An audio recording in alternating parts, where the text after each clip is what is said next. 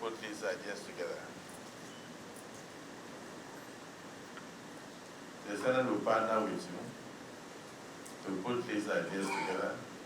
The Senate will be very glad to approach the executive arm of government in partnership with you to see how we can work together to reduce the sufferings of Nigerians.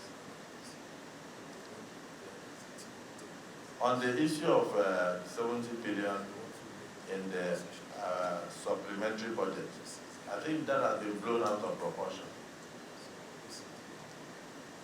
What we met on ground was already an act of parliament, and already signed supplementary appropriation act of 2022, not even 2023. 2022.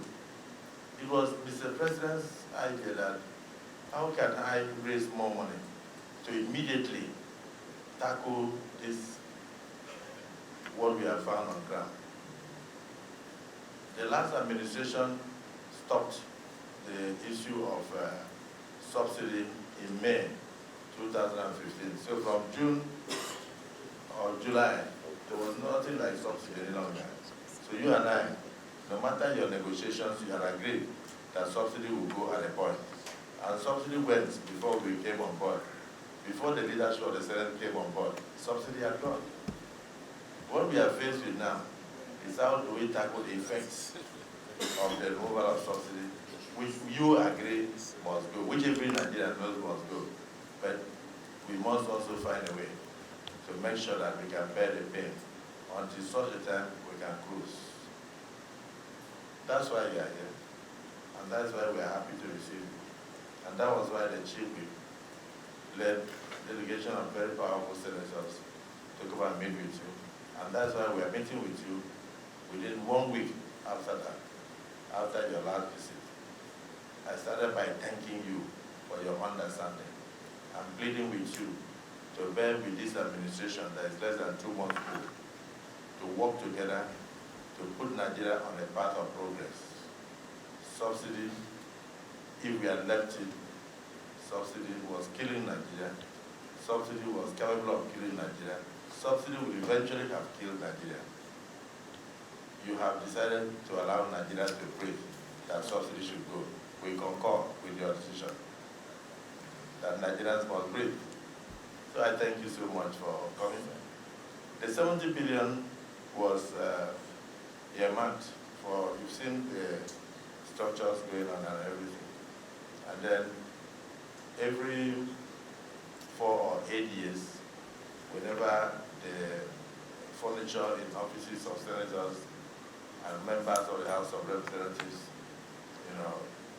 come to what they call, I don't know what they call in the financial term, is it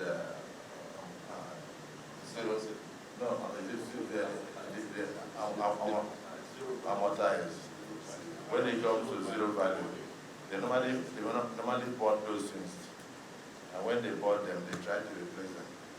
So this time, when this 10th Senate came, and the 10th National Assembly, they have nothing to work with, computers, nothing, even vehicles, nothing. We can't do oversight function with again and back.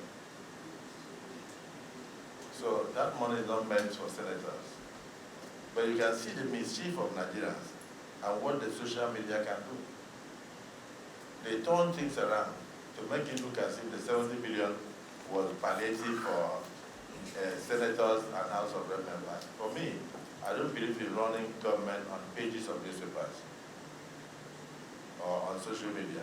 Somebody even used his newspaper to analyze and said, if we divide this by 12 million Nigerians, they will get 41,000.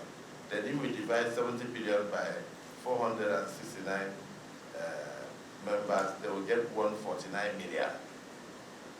Nobody mentioned the issue of furniture or the provision of working tools or provision of vehicles, or even the staff of the National Assembly that do not have things to work with in their offices. And the amount needed probably would have been more than that, but because of the circumstances, we found ourselves.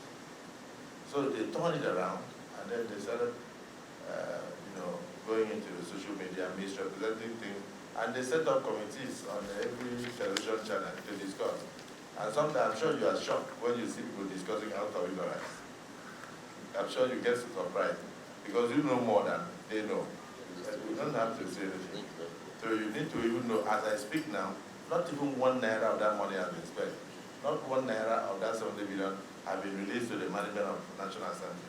But people are still talking on television as if they are sharing palliative to National Assembly. No. No senator is going to touch 1 naira of that money.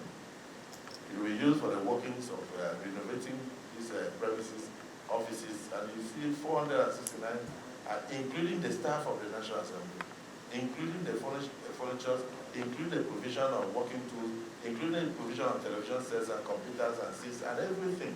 That's what we're seeing, including the provision of working vehicles for oversight function. That is what the 70 billion is all about. You can't elect somebody to come to the National Assembly or the Senate, then you don't give him tools to work. Then you mentioned that the convoys are very long. Now you are saying that if the Senate President, for instance, is going on a condolence visit and senators decide to accompany the Senate President, if 10 senators have their vehicles and they accompany the Senate President, it means that Senate President's convoy plus 10 senators is very long. Am I right? So you would rather prefer that one senator should go from house to house, you go to Guarempa, you go to Asukuru, you go to Maitama, and pick senators in their houses so that the NLC will not think that the convoy is long. You make sure that you load them, maybe 3 in front, 4 at the back. Or you lap each other so that the convoy will not be long. So those are pedestrian issues. The main issue is how do we tackle the current security situation in the country, and we also talk about food security. Food security. How do we also tackle the issue of the wage, the salaries, being living wages, and not going for just you fuel a car today and tomorrow and the salary is gone. I faced this when I started my law practice. I was earning 504 naira a month. You couldn't take me home up to 20 days. Talk less of food, not to talk of house. So, but today, our job is to assist you, work closely with you to bring solutions. Illegal refinery should not be legalized. The byproduct of crude production has so many components, which you know, and those things are destroying the ecosystem. Go and take a look at where these boys are, in quote, how do you call it, refining crude oil, and look at the environment, look at the soil. You can never recover that soil in the next 100 years. Am I right? So if you are going to regulate them, you must also modernize them. You can't allow somebody to bring drum and be boiling crude oil. And then when he pours it on the floor, he destroys the ecosystem, he destroys the soil for the next 50 to 100 years. So you can talk about forming cooperatives, modernizing them, and bringing in modular refineries and then making licenses available for them, but definitely not legalizing the current crude production of crude refining of crude oil. I thank you for coming, and we will tell the press to excuse us so that we go into real issues of how we can tackle these problems, and then from there we'll present it to the executive. God bless you and thank you for the service.